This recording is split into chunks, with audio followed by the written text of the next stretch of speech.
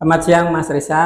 Oke. Terima kasih kami dari kru teman-teman media di Solo Raya diperkenankan untuk bertemu Mas Risa siang kali ini.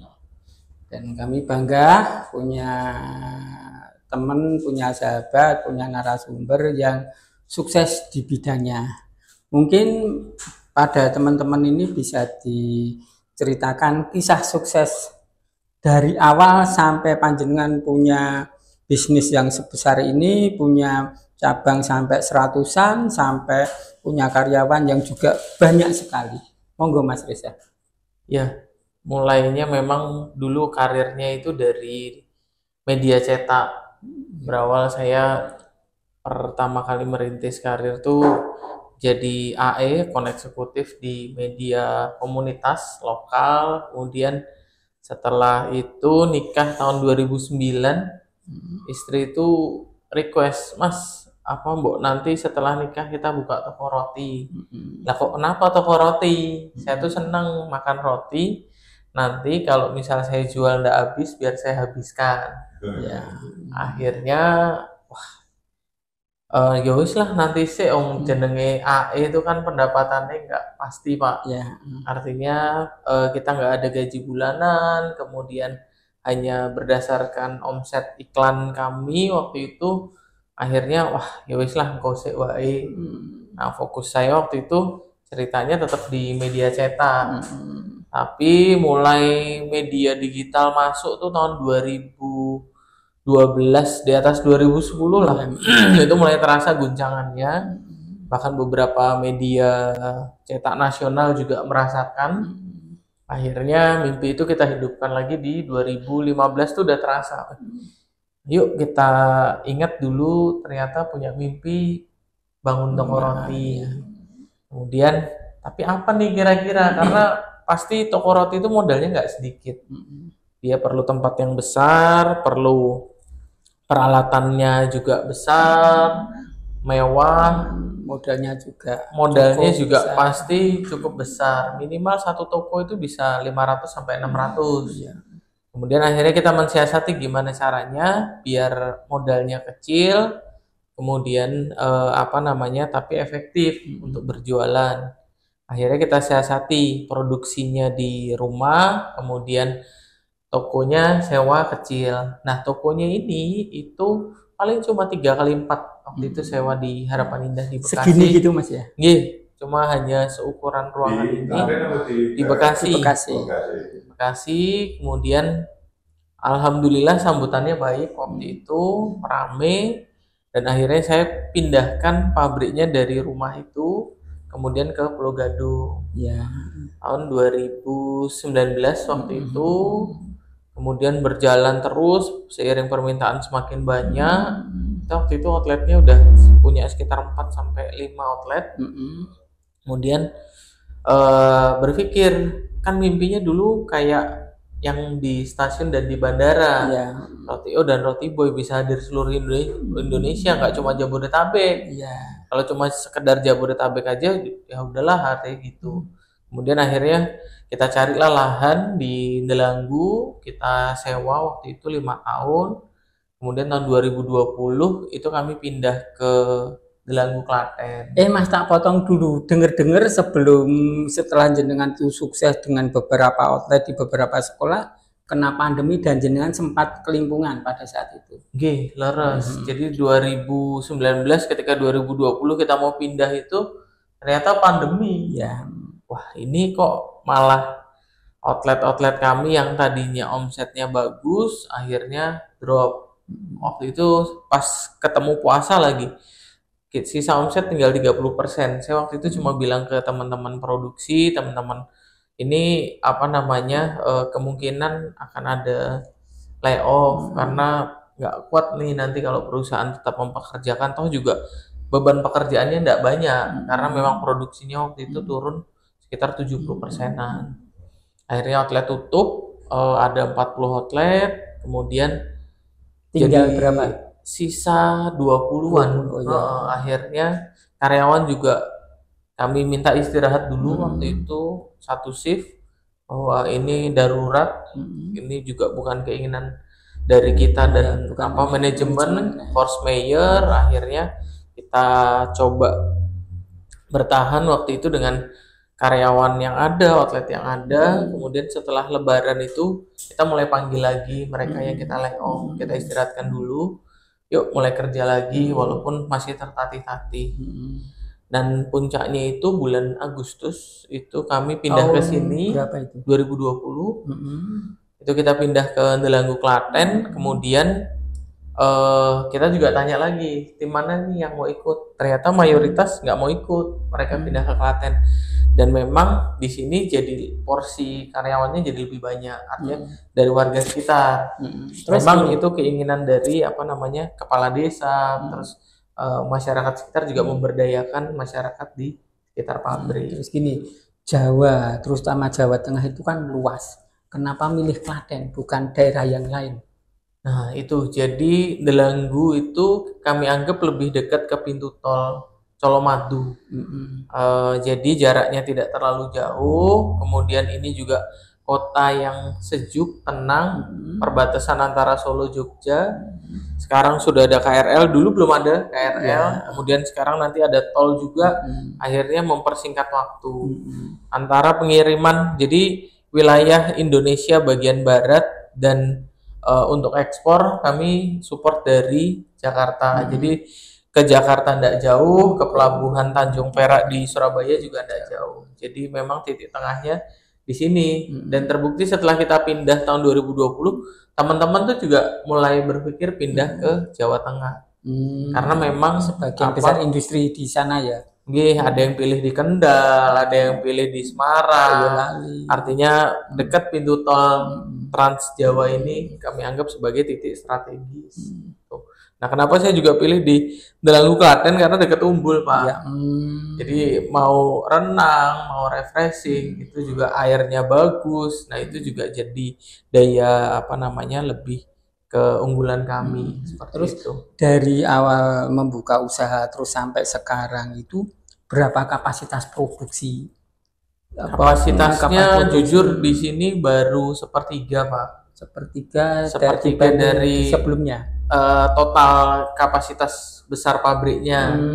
Karena memang kita melihat permintaan setelah pandemi memang perlahan mulai naik, tapi kenaikannya belum sedahsyat sebelum pandemi.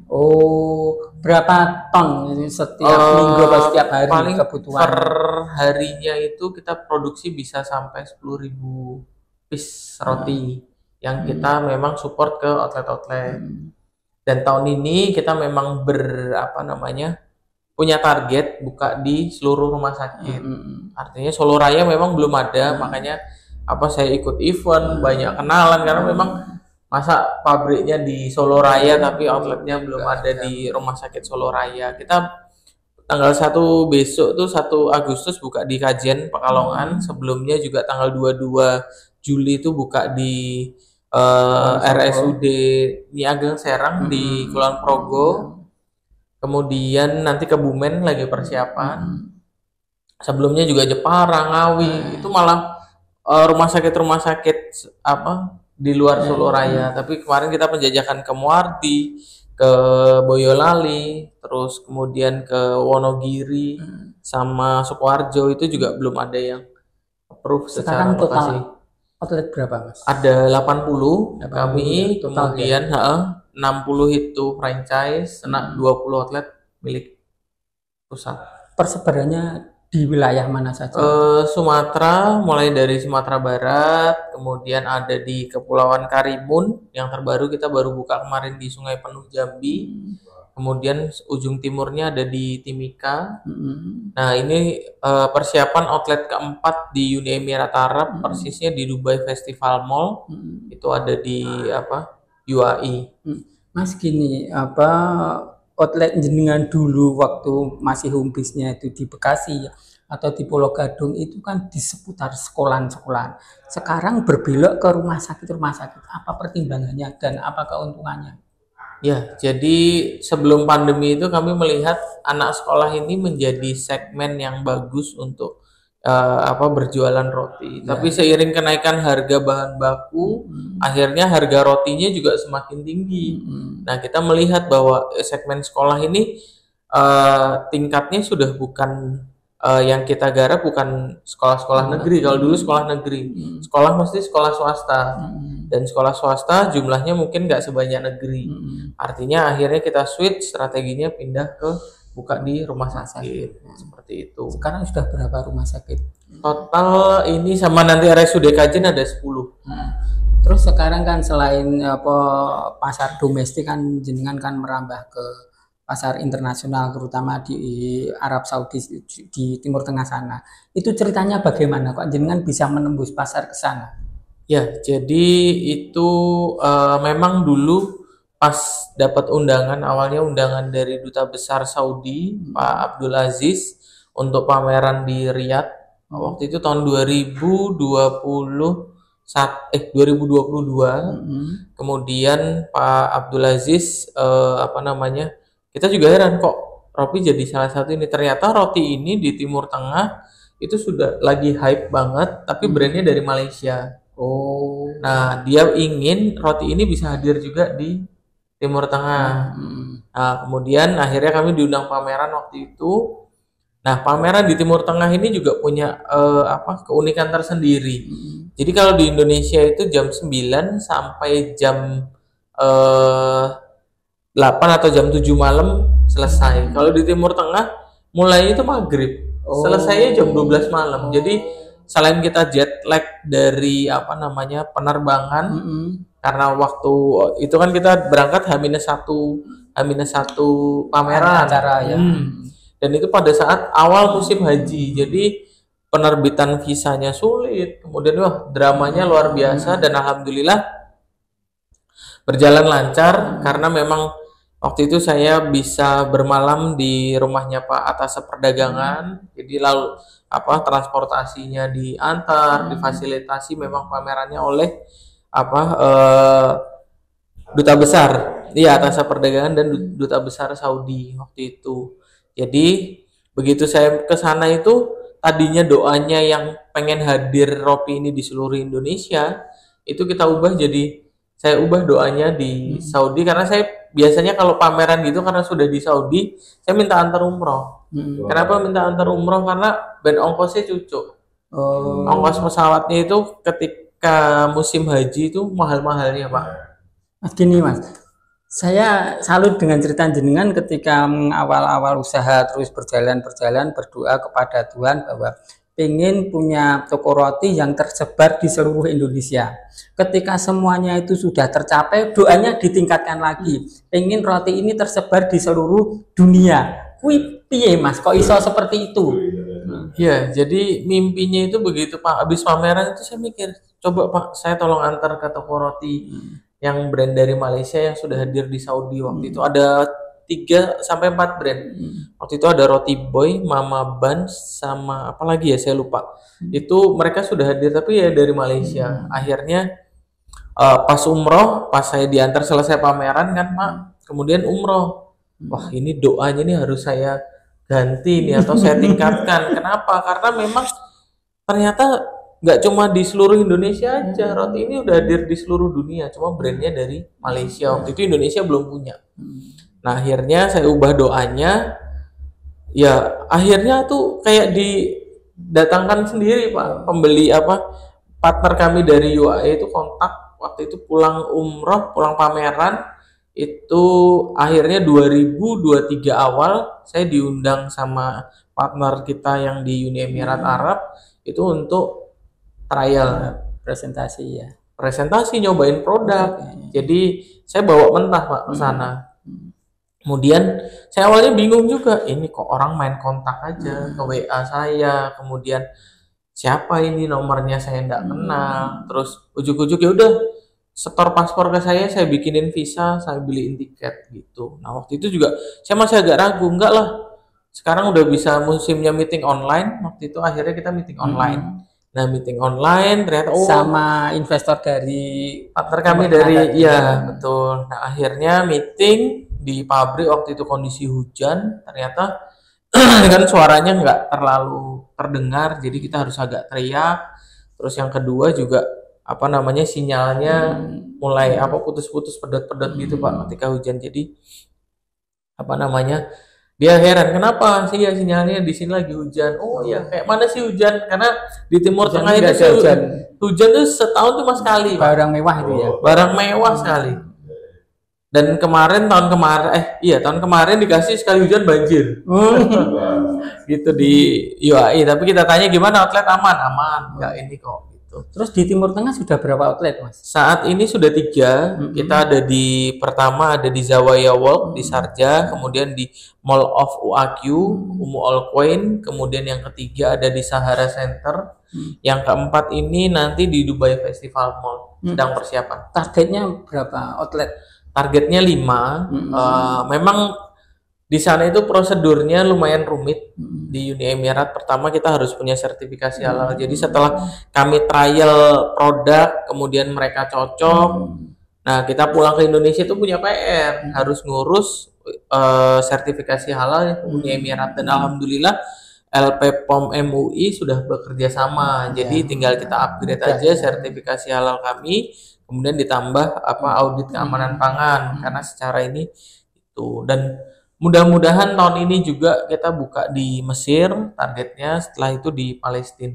Sama Palestina ya. Iya, Palestina. Dan di Saudi Arabia ya kan kota dagangnya. Iya, betul. Sama Medina. Terus jadi kenapa enggak Saudi? Karena Saudi belum ada partner kami, Pak. Kebetulan di Mesir, di Mesir kami sudah ketemu partner. Kemudian di Palestina kebetulan memang partner kami asli Palestina. Oh ya. Dia sudah buka kurang lebih di Palestina ada 6 outlet, tapi memang di kota-kota yang tidak dijajah oleh Israel. Di Hebron, Kafir Qasim, ya. Jadi memang bersebelahan dengan Israel. Terus selain pasar di Timur Tengah, pasar global mana lagi yang dibidik sama roti Happy? Jadi kenapa pasarnya harus ke Timur Tengah, Pak? Jadi di Timur Tengah itu harga rotinya itu bisa satu piece-nya itu sekitar 12 dirham.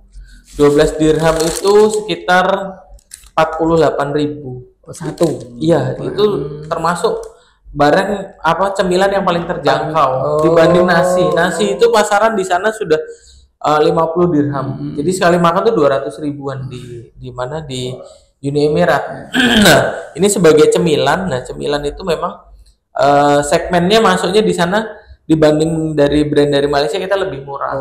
Kemudian rasanya juga lebih banyak variannya, kemudian aromanya juga jos. Betul, aromanya. Mas gini, ini kan bahan makan. Bagaimana caranya mengirim dari sini ke sana sehingga tidak terkontaminasi secara kimia atau basi dan lain sebagainya? Ya, jadi emang ada triknya Pak, ada strateginya untuk pengiriman, karena di awal ini kan masih pakai kargo pesawat. Ya. Kargo pesawat, kemudian memang dalam tempo nggak nyampe 1 hari lah, artinya cuma hitungan 12 jam sudah sampai di Uni Emirat, sekitar 8 jam penerbangan. Kemudian ada persyaratan bea cukai dan lain-lain itu sekitar 2 jaman. Jadi sekitar 2 jam Indonesia, total 12 jam. Jadi sudah sampai barang bisa diterima di sana. Cuma nanti ke depan ketika sudah banyak outlet itu pakai kontainer pendingin memang. Nah, kontainer pendingin memang kapasitasnya itu paling kecilnya sekitar 20 feet, itu 12 ton. Terus memang lebih murah, costnya jauh lebih murah dibanding kargo pesawat, seperti itu. Ini daya tahannya berapa lama ini, Mas? Nah, ini yang lagi isu lagi hangat-hangatnya ini kan roti pakai bahan pengawet Pak, yang dari brand dari Bandung itu. Kemudian jujur kami ini yang diributkan netizen di betul, yang rotinya murah, tahan lama sampai 6 bulan, bahkan ada yang setahun, tapi memang memakai bahan pengawet. Karena roti ini sensitif ketika problemnya itu umurnya pendek, life cycle-nya pendek. Nah, gimana caranya biar life cycle-nya panjang? Itu kami punya strateginya, yaitu kita pakai adonannya frozen. Jadi frozen ini sebuah metode pengawetan. Jadi ketika bukan bahan pengawet ya, tapi bukan bahan ya. Bukan ya. Metode. Jadi kayak misal daging itu kan life cycle-nya juga pendek.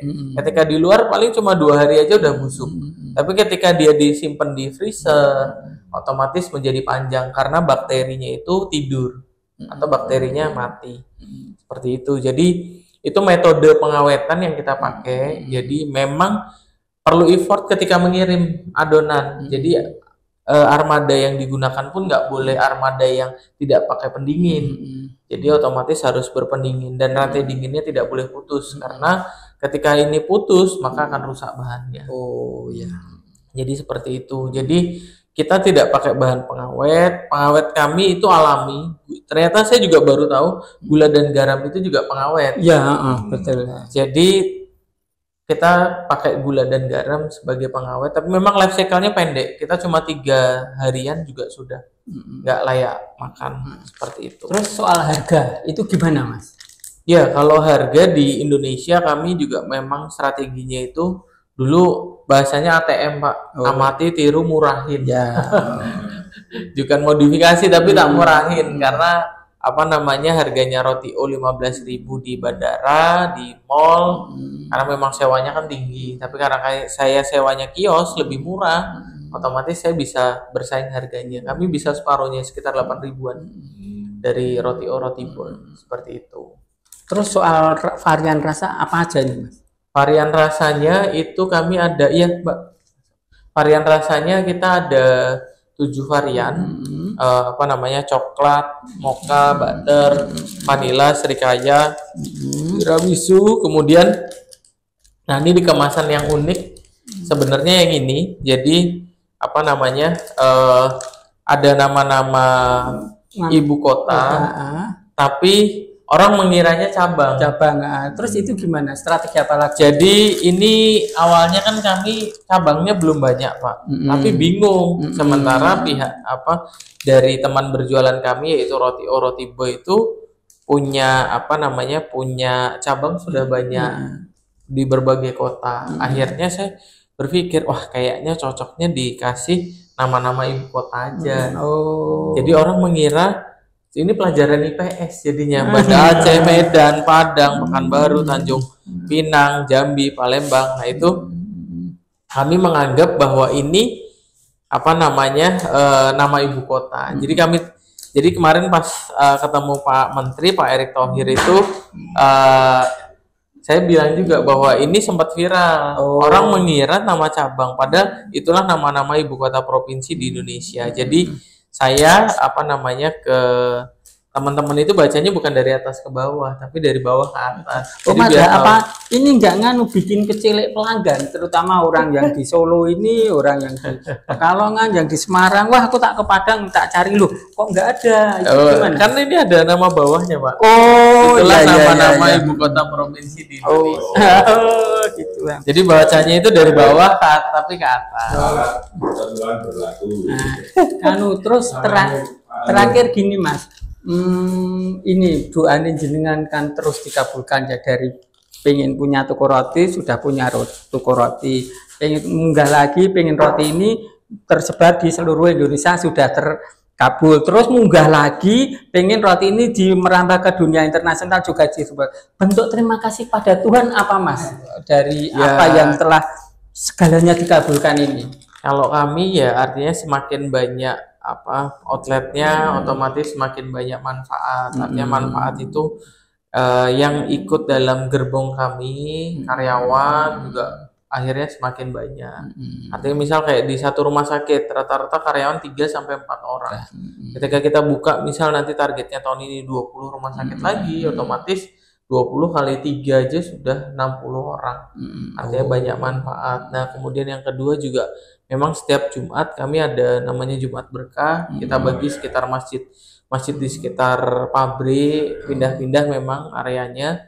Tapi juga jadi jembatan juga buat mereka bahwa tahu oh di sini kalau dulu Simbah saya nyebutnya pagar mangkok Yole.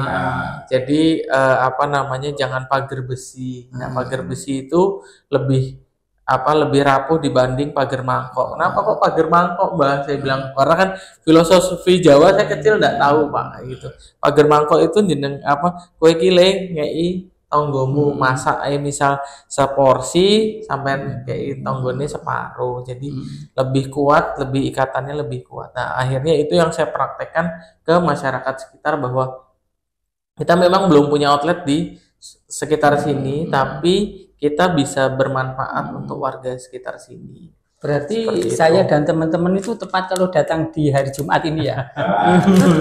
Terus yang terakhir mungkin tentang minuman. Nah, Ini kan agak setback. Mungkin ada histori dinamakan nama ini kan branding. Oh, brandnya. Kenapa? Jadi ini nama kenapa Ropi itu roti sebenarnya kopi atau roti happy? roti kopi? Karena memang lebih mudah dihafal kayak hoka-hoka bento, sekarang disingkat jadi hokben. Nah, ya. Kemudian saya mikir kalau roti kopi kan kepanjangan dia nyebut. Udah dah disingkat aja Ropi. Ya, Gitu. Jadi dan saya juga membranding bahwa saya Reza Ropi, dan memang lebih enak didengar, lebih mudah ingat. Jadi brand-brand yang cuma 2 suku kata dibanding roti, kopi, nah itu punya 4 suku kata, ini cuma 2 suku kata, jadi mudah dihafal. Sebenarnya sih tujuannya itu. Terus kenapa langsung jadi roti happy? Nah, jadi awalnya itu kita produknya roti kopi saja. Kemudian biar bisa membranding ini tuh pasarnya anak-anak, waktu itu sesuai target kita di sekolah-sekolah. Jadi roti happy. Karena apa? Happy, rasanya enak, harganya murah. Jadi si orang tua happy, anak pun happy. Waktu itu mimpinya seperti itu. Tapi karena segmennya sudah mulai bergeser ke rumah sakit. Nah, di rumah sakit ini juga membawa manfaat sendiri. Kenapa? Kita masuk itu ini dari direkturnya itu kontak, Pak, terima kasih Pak, kehadiran Ropi ini di rumah sakit menghilangkan aroma nggak sedap. Termasuk kemarin di RSUD biasanya obat-obatan Mas ya. bau obat, alkohol, betadin itu kan aromanya nggak enak lah dicium. Kemudian ketika kita hadir di sana, solusi atas problem itu terselesaikan gitu. Jadi makanya kita memberi solusi yang menjadi problem di rumah sakit.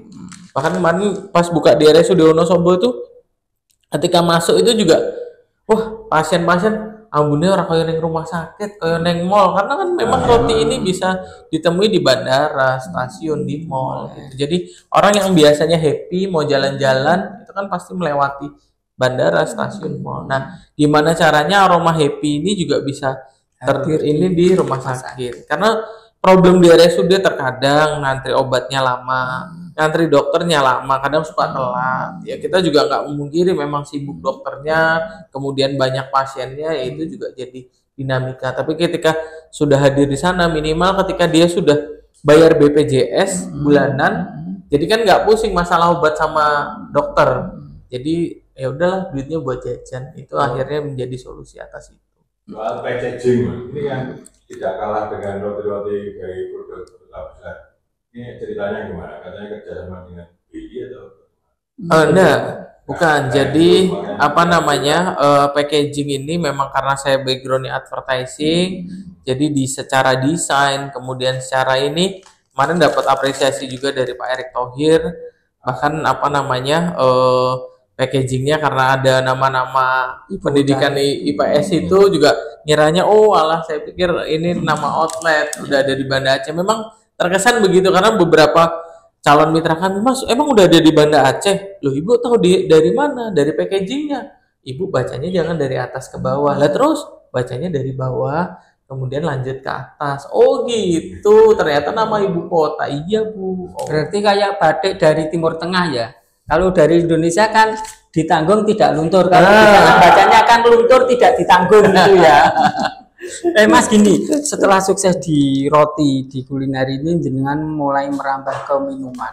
Ini bagaimana pasar, potensi dan strategi yang jenengan jalankan? Iya, jadi kalau makan roti aja kan biasanya seret, Pak.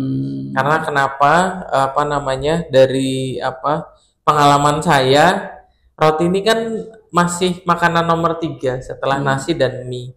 Kemudian roti itu hanya sebatas cemilan. Nah, kalau nyemil tapi nggak ada yang minumannya, pasti komennya waktu itu kita belum hadir minum, dihadirkan minuman juga. Tapi memang minuman kami belum yang kopi yang signature. Kita tapi punya kopi hitam yang memang kita racik itu rasanya nggak kalah dengan kafe-kafe kopi lainnya seperti itu. Jadi ada minuman kopinya juga, es teh juga, kemudian itu dalam satu outlet ya. Iya, ada satu lagi roti gembong, terus dalam waktu dekat juga mau launching beberapa varian kayak croissant, karena kita lihat rumah sakit juga segmennya daya belinya juga lumayan oke, makanya terus kita upgrade ke berbagai jenis. Kemudian sebenarnya untuk mengingatkan bahwa kita masih ada kayak dulu KFC dagang cookies, saya mikir nih kok KFC dagang cookies, tapi begitu ini ya artinya itu hanya untuk ngeping otak kita bahwa gue masih eksis loh gitu.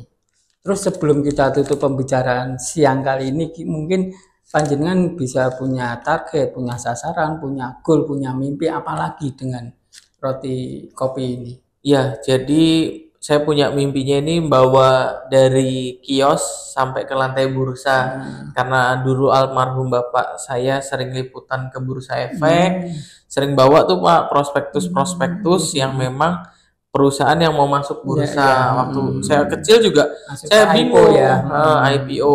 Bingung ini apa sih? Oh ternyata ini profil perusahaan ketika mereka mau ke bursa, mau masuk bursa itu mereka menyajikan proposalnya lebih dulu, kemudian sering Pak ditumpuk. Nah akhirnya tuh terus saya punya keinginan, kenapa saya juga yang dari levelnya UKM bisa masuk sana, dan Pak Jokowi kemudian menteri-menteri kan lagi menggiatkan UKM ini dan mendorong untuk ke bursa ya Mas ya. Jadi saya punya mimpi Ropi ini bisa hadir di Bursa Efek. Juga kalau di bursa kan kodenya itu 4 huruf juga. Kayak misal Unilever, UNVR, kemudian ada Lipo Lipo. Nah, seperti BRI, itu. BRIS BSI, BRIS, terus BRI, BBRI, Mandiri, BMRI.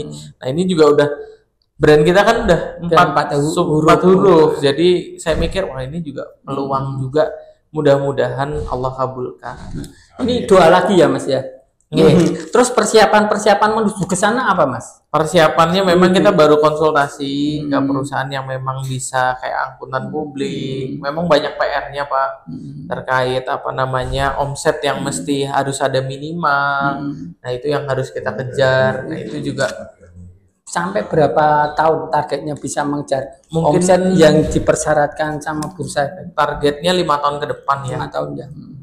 Seperti itu, karena tahun depan kita targetnya pindah dulu, kita sudah punya lahan, kemudian targetnya tahun ini mulai pembangunan, kemudian setelah itu persiapan untuk IPO. Gitu. Lahannya di Dalangu juga Pak. Dari sini jaraknya mungkin 500 meter ke arah pabrik Aqua. Cukup. Nggak sangat closing statement ya. Pakai closing statement Mas. Closing statement. Ya, alhamdulillah, terima kasih. Kalau mimpi itu, kalau saya usaha itu harus seiringan dengan mimpi, karena ketika usaha tanpa mimpi itu kita kayak nggak punya panduan.